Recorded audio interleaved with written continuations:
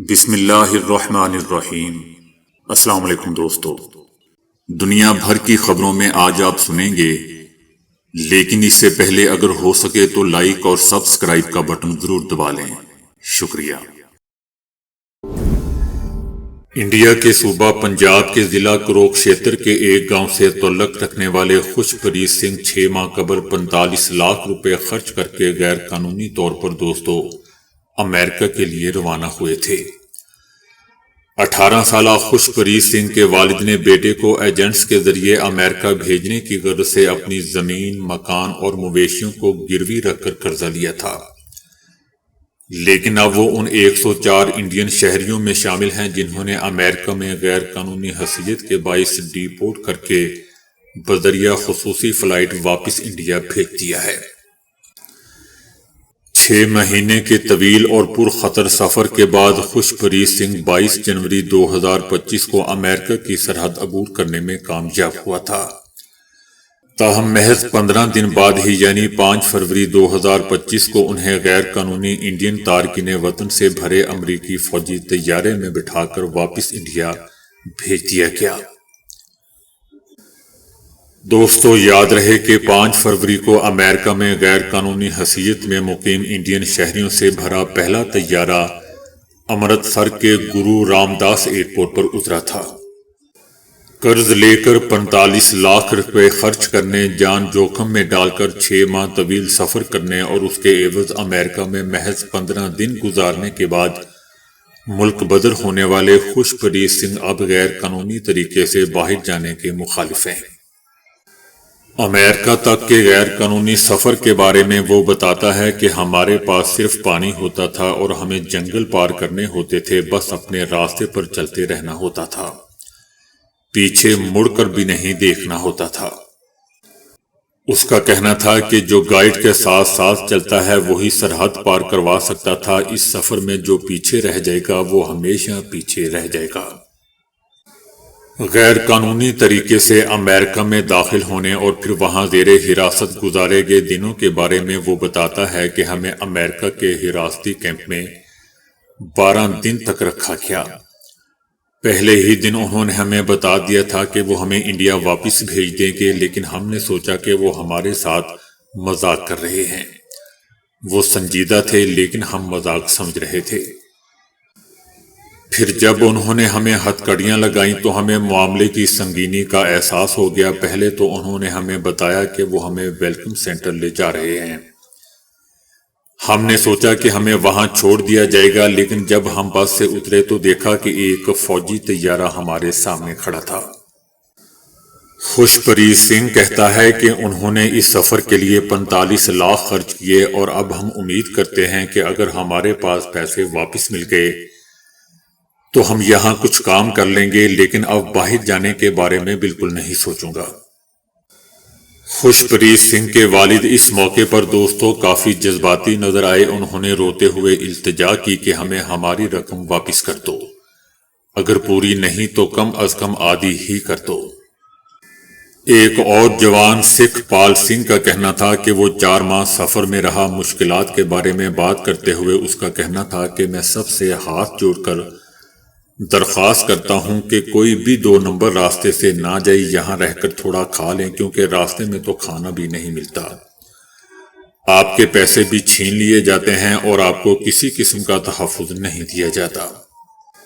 سکھ پال سنگھ کہتے ہیں کہ وہ ہمیں پہلے اٹلی لے گئے، وہاں کسی نے نہیں پوچھا، پھر وہاں سے وہ ہمیں لاطینی امریکہ لے گئے، اس کے بعد ایک کشتی پر تقریباً 15 گھنٹے تک سفر کرتے رہے۔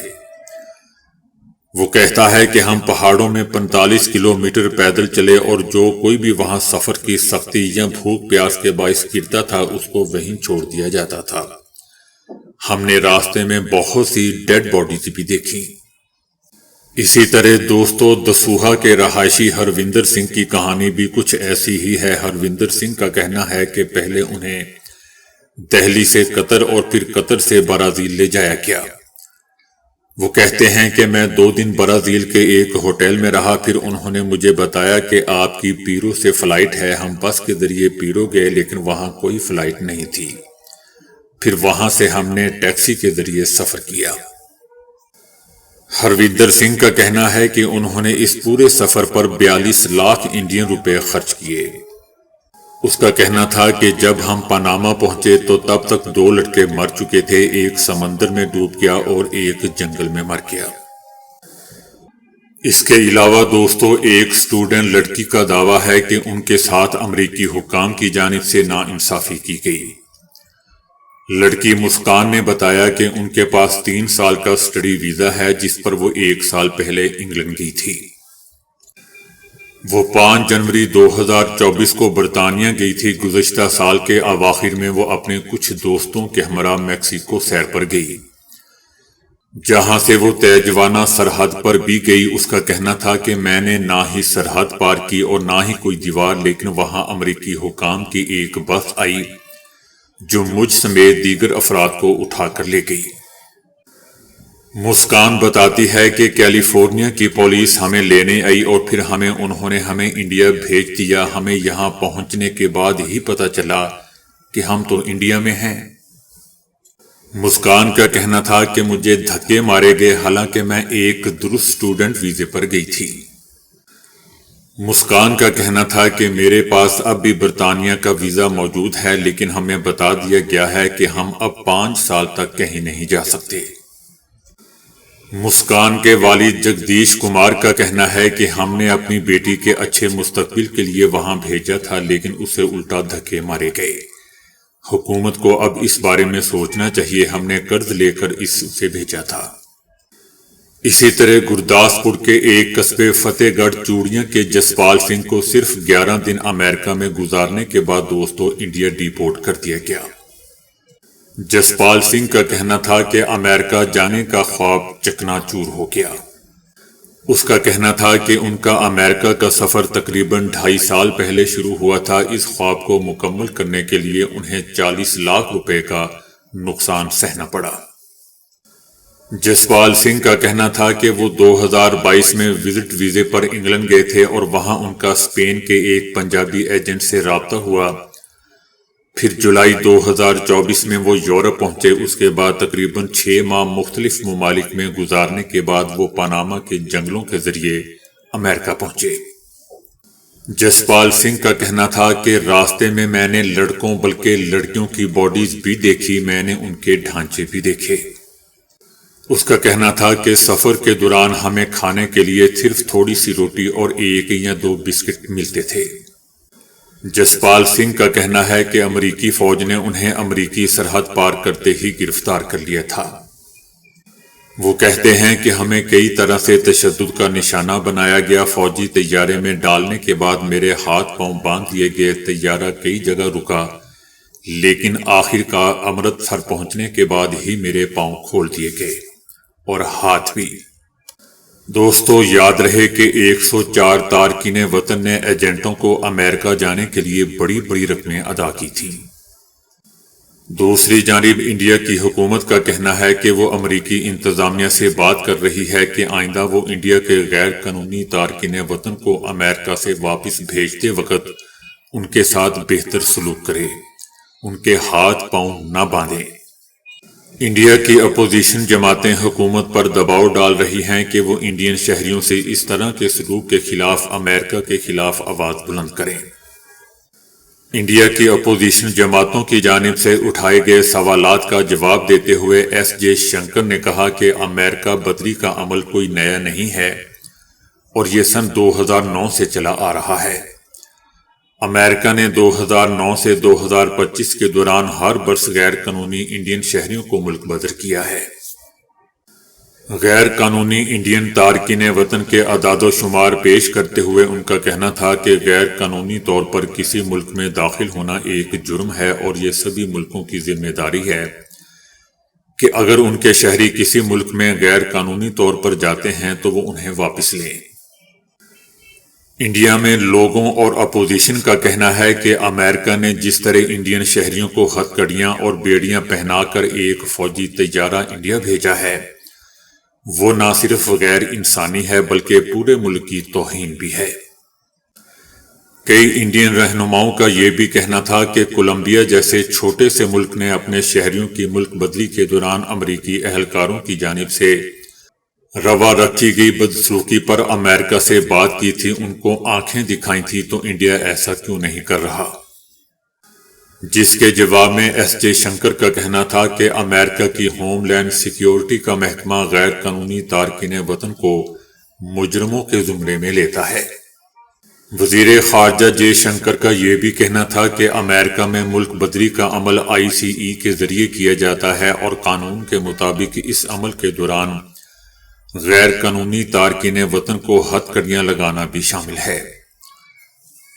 جے شنکر کا کہنا تھا کہ ہمیں تو یہ بتایا گیا تھا کہ بچوں اور خواتین کو باندھ کر نہیں رکھا جائے گا، اس کے ساتھ ساتھ راستے میں ہر ایک کے کھانے اور کسی بھی طبی ایمرجنسی کا خیال رکھا جائے گا۔ جے شنکر کا یہ بھی کہنا تھا کہ امریکہ میں کتنے غیر قانونی انڈین تارکین وطن ہے اور امریکہ کتنے لوگوں کو ملک بدر کرنے کا ارادہ رکھتا ہے، اس بارے میں ہماری حکومت کے پاس کوئی تفصیل موجود نہیں ہے۔ اقوام متحدہ نے کہا ہے کہ غزہ کی پٹی میں 10 لاکھ بچے ہیں جو نفسیاتی صدمے کا شکار ہیں۔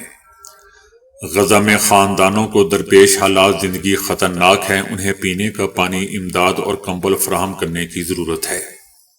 اقوام متحدہ نے نشاندہی کی ہے کہ اب تک 10,000 امدادی ٹرک غزہ میں داخل ہو چکے ہیں، لیکن ہمیں مزید امداد کی ضرورت ہے۔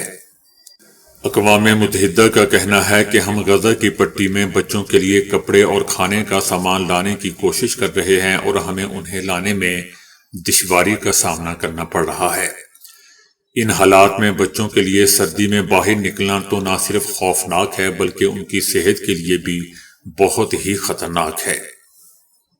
اقوام متحدہ کا کہنا ہے کہ اگر غزہ میں صفائی کے پلانٹ نہیں چلائے گئے تو پٹی کے بچوں کو صحت کے خطرات کا سامنا کرنا پڑے گا۔ غزہ کی پٹی کے مستقبل کا فیصلہ پٹی کے باشندے خود کرتے ہیں۔ تباہ شدہ علاقے کو دوبارہ تعمیر کرنے کے لیے وہ پرعزم ہیں اور وہ کہیں جانے کا ارادہ نہیں رکھتے۔ امریکی صدر ٹرمپ نے عالمی فوجداری عدالت انٹرنیشنل کرمنل کورٹ ICC پر پابندی لگانے کا فیصلہ کر لیا۔ امریکی صدر ٹرمپ ICC پر پابندی کے حکم نامے پر کسی بھی وقت دستخط کر سکتے ہیں۔ ٹرمپ امریکہ اور اسرائیل سمیت دیگر اتحادیوں کے خلاف اقدامات کرنے پر ICC پر پابندی لگا رہے ہیں۔ دوستو، صدر ٹرمپ کے آنے سے مجھے خوشی ضرور ہوئی تھی کہ دنیا میں امن و امان کا مسئلہ حل ہوگا، لیکن یہ بندہ مجھے نارمل نہیں لگتا۔ اب مجھے یہ بندہ نارمل نہیں لگتا۔ بہرحال امریکی فیصلے سے ICC تحقیقات میں شامل عملے اور ان کے اہل خانہ پر مالیاتی اور ویزا پابندیاں عائد ہوں گی۔ یاد رہے دوستو کہ پچھلے سال ICC نے اسرائیلی وزیر اعظم نیتن یاہو اور دیگر کے گرفتاری وارنٹ جاری کیے تھے۔ غاصب اسرائیلی ملٹری انٹیلیجنس کے سربراہ میجر جنرل شلومی نے بھی غزہ کے رہائشیوں کی جبری نقل مکانی پر مبنی انتہا پسند امریکی صدر ٹرمپ کے منصوبے کو خطرناک قرار دے دیا ہے۔ صہیونی انٹیلیجنس چیف نے اعلان کیا ہے کہ اس طرح کے اقدام سے مغربی کنارے میں سنگین اثرات مرتب ہوں گے۔ شلومی نے خبردار کرتے ہوئے کہا کہ اگر غزہ میں صدر ٹرمپ کے منصوبے پر عمل درآمد کیا گیا تو مغربی کنارہ قابو سے باہر ہو جائے گا۔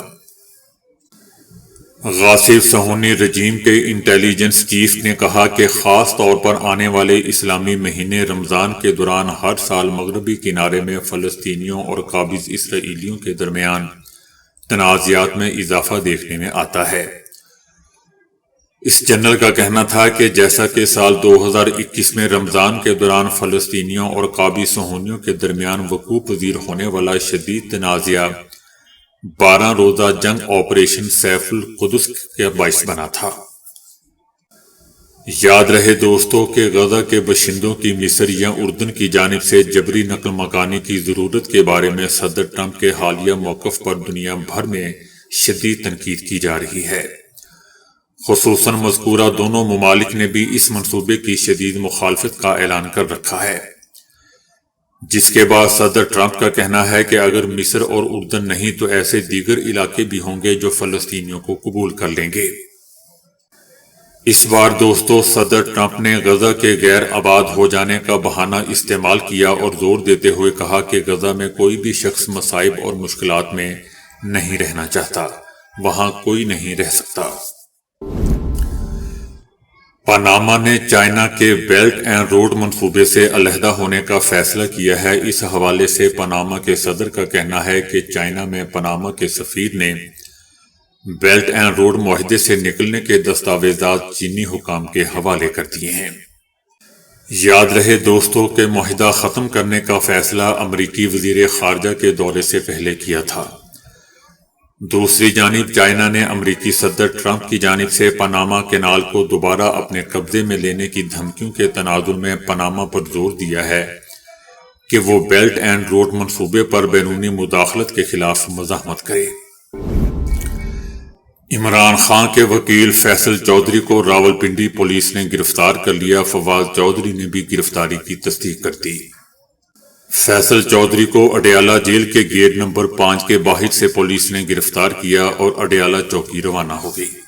یاد رہے دوستوں کہ گزشتہ روز فیصل چودھری عمران خان سے ملنے اور مقدمے کی سماعت کے لیے اڈیالہ جیل پہنچے تو انہیں گیٹ پر روک دیا گیا تھا، جس پر انہوں نے جیلر کو گالیاں دی تھیں۔ دوسری جانب پاکستان بار کونسل نے کہا ہے کہ وکیل کو عدالتی کارروائی میں شمولیت سے روکنا انصاف کے راستے میں رکاوٹ ہے۔ فیصل چودھری جیل میں تقریب کاری عدالت میں پیش ہونے کے لیے گئے تھے۔ جیل حکام کے پاس فیصل چودھری کو روکنے اور گرفتار کرنے کا کوئی جواز نہیں ہے۔ بار کونسل کا کہنا ہے کہ وکلا اپنا پیشہ ورانہ کام کرتے ہیں، سیاسی جماعتوں سے نہ جڑا جائے۔ پنجاب پولیس کے ہاتھوں وکلا کی گرفتاری اور گھروں پر چھاپوں کی بھی ہم مذمت کرتے ہیں۔ تو دوستو ابھی کے لیے اتنا ہی۔ ویڈیو کو لائک اور شیئر کرنے کا بہت بہت شکریہ۔